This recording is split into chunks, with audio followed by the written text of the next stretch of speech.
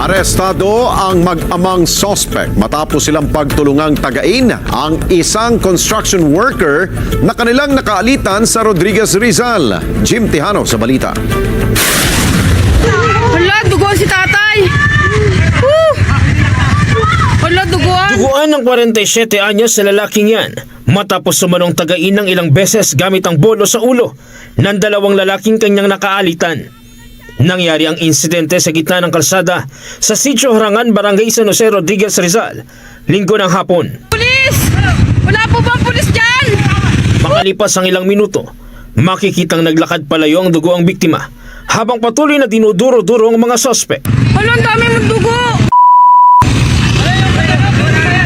Ambulansya dapat po, ambulansya! Sa investigasyon ng Rodriguez Rizal Police, napag-alamang mag-ama ang mga sospek.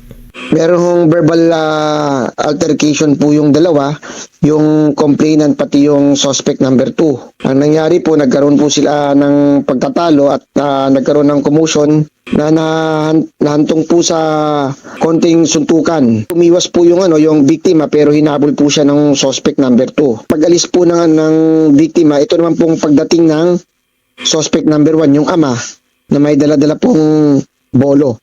At wala hong tinaga po tong biktima natin sa ulo.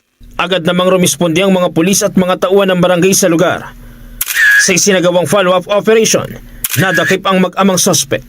Ayon sa barangay, hindi bababa sa 3 tama sa ulo ang natamo ng biktima. Kasalukuyan naman siyang nasa maayos ng kalagayan.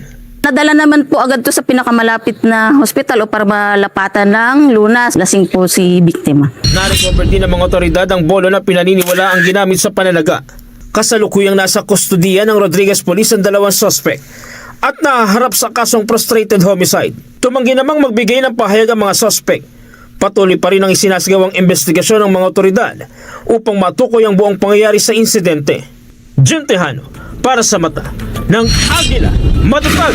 Matapag!